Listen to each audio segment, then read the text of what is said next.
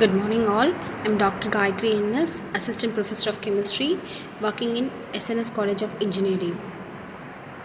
In previous video, we have seen the synthesis of nanomaterials. There are two approaches, top down and bottom up. And also we have seen the difference of top down and bottom up approach.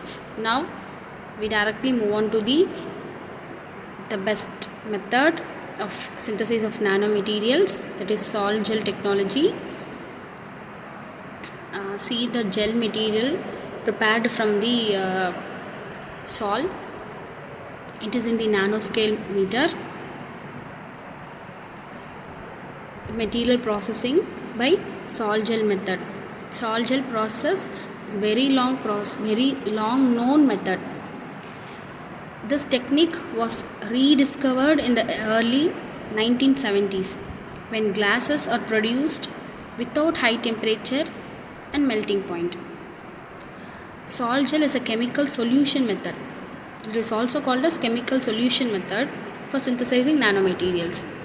It is also used to make ceramic, glass materials in the form of thin film, fiber, powders, etc. The sol is a colloidal and a molecular suspension of solid particles of ion in a solvent. A gel is a semi-rigid mass that forms when the solvent from the sol begins to evaporate and the particles or ions left behind begin to join together in a continuous network. That is called as sol or gel. So it is called as sol gel method. In sol gel method is a wet chemical method that uses either a chemical solution or colloidal particles to produce an integrated network, that is gel. The metal alkoxides and metal chlorides are the typical precursors. They undergo hydrolysis, polycondensation reactions to form colloidal, that is a gel, a system composed of nanoparticles dispersed in a solvent. The sol evolves then towards the formation of an inorganic continuous network containing liquid phase, that is gel. The formation of metal oxide involves connecting the metal centers with oxo or hydroxo and also metal oxo or metal hydroxo polymers in solution. After a drying process, the liquid phase is removed from the gel. Then the thermal treatment may be performed in order to favor further polycondensation, and also it enhances the mechanical properties. And the example for the sol gel method, a silicon in hydrolysis and in the condensation. First we are going to mix the reactive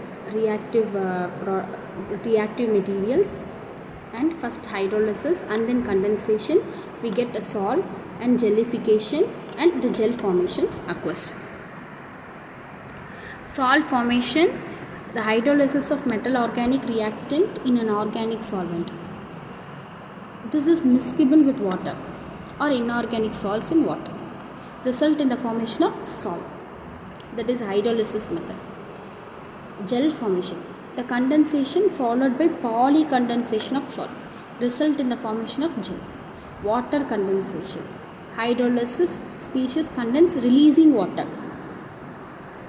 Alcohol condensation, it releases alcohol. After aging in the sense of the cell, it remains for a long time, so the polycondensation occurs. And it exits 7 days, is critical to prevent of cracks in gels. That's why. Next process is drying. It is nothing but a removal of pore liquid, the extra liquid in the colloid.